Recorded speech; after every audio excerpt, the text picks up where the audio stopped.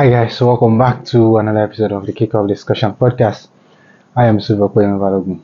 Arsenal fans, what do you think of Tottenham? Drop your thoughts in the comment section. Well, I'm so delighted that we walked away with 3 points in the North London derby today, and I can never be happy. I can never be more happier when Gabriel scored that only goal of the game. Of course, we do not play beautiful football at the moment, but we find a way to get the job done. That is what I want, because gone are the days where Arsenal play beautiful football and at the end of the day we end up losing. And this time around, at this point in time in the season, we've not yet found our rhythm, but somehow we always find a way to get the job done.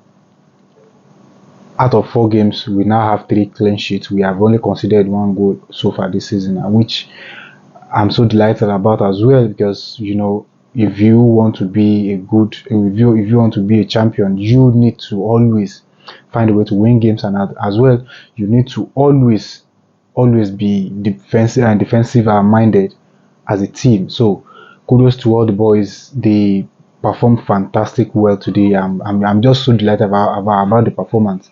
As I said earlier, we did not play beautiful football as you may have all have want, because we have not yet find our rhythm. Last game against Brighton, I complained about Arsenal losing so much possession. We are not playing the way we want to play.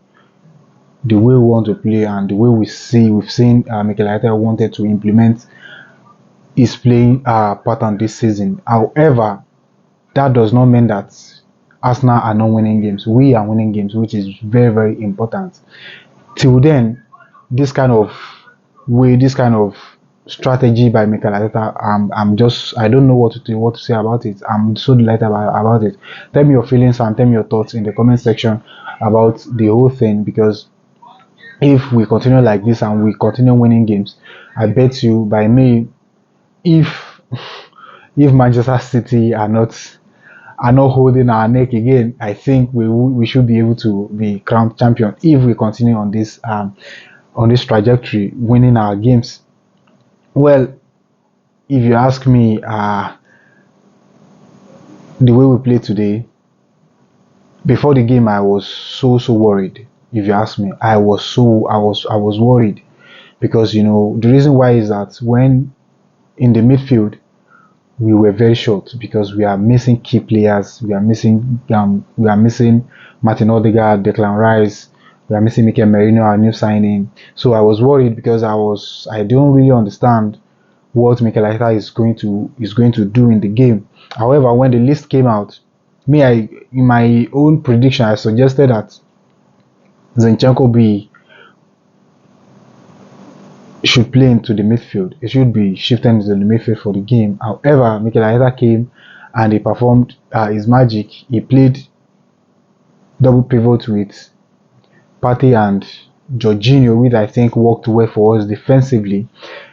But when we look at that playing rhythm, that wasn't there today, and we managed, as I said, that we managed to get the job done, which is very important. But playing wise, Tottenham dominated the game from start to finish.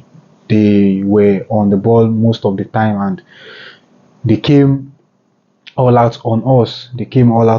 Which I think is part of Mikel Arteta's strategy, just to sit deep and suck the pressure, because we do not have that creativity in the midfield to push forward and exploit those spaces behind Tottenham's backline. But the way we play was fantastic. I would say it was fantastic, and I will commend Mikel Arteta for that.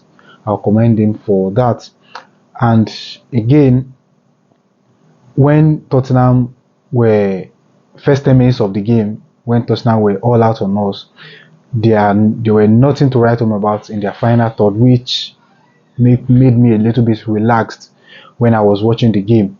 However, I was still worried, but I was still relaxed at the same time that Mikel Arteta knows exactly what he was doing, because when you know that you do not have that creative capability in the midfield, there are a lot of ways for us to see out the game, and sometimes you see that we try as much as possible to invite Tottenham to press us, and eventually you see David Raya going very very long, which I think is part of the strategy employed by Mikel Arteta. Last season we saw something related in some games, and this time around we still stick to Mr. Arteta still use this kind of strategy. So I will commend him. As I said earlier, I will commend him because it takes a good manager to understand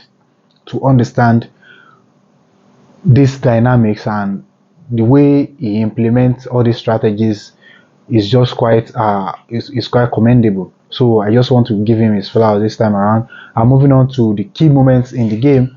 Well, you know, when we want to take that set piece, first and foremost, I will commend Bukayo Saka for a perfect ball into the box, for a perfect ball, and as well, I will commend Gabriel because it takes an intelligent player to do that kind of run, because if he had go in front of Romero, I don't think he would have missed that ball. He would have missed that ball. Running in behind Romero actually gave him a free room just to have a free heading, and that gave us the only goal of the game. So I'll commend Gabriel as well because it's take an intelligent player to understand his player, and his movement was just so perfect, because he was kind of struggling with Romero before the ball was kicked, and I saw a comment by Paul Merson saying the VR should have reviewed that for a foul. Well, from my own perspective, I do not think that was a foul, because he was trying to convince Romero, because Romero was trying to block his way with his arm, and he was trying to push him out of the way. He was trying to push that hand out of the way. So I don't see why that was a foul. I don't see why that was a foul. So, and again, our Arsenal legend. Well, I do not know what to say about them, to be quite frank, because last season when we lost at Newcastle, when Joelinton had a foul on Gabriel to give Newcastle a winner against Arsenal. Some of them were saying it wasn't a foul. Some of them were saying it wasn't a foul, and this time I don't understand. I don't understand, because some of them do not know how hard it is for these boys to compete against Manchester City.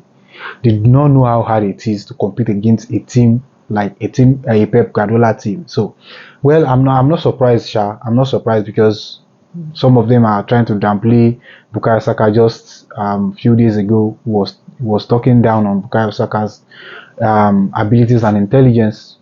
Well, I don't know what to say to them, but you know what to do. You can drop your thoughts in the comment section. I'm moving on to Mikel Arteta. As I said earlier, this guy, after Pep Guardiola, is the second best manager in the league.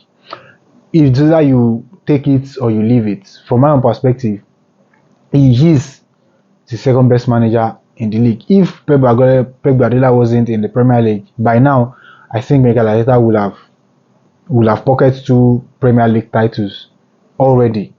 He will have pocketed 2 Premier League titles already. However, competing against Pep Guardiola is very, very hard. It's very, very hard, and you have to always find your way, be at your best, to always find a way to win games, because you cannot afford to lose any points. You cannot afford to lose any points.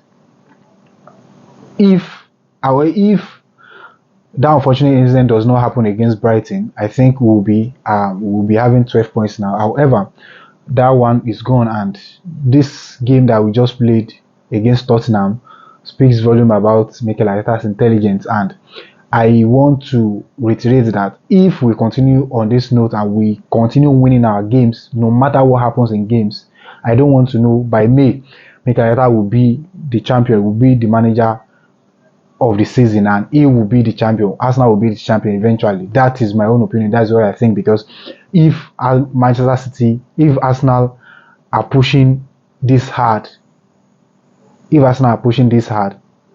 I think we will be champion by May. That's what I believe. That's my own opinion. You can also drop your thoughts in the comment section. Let me know what you think. Let me know what you think, because before, as I said that before the game, I was worried.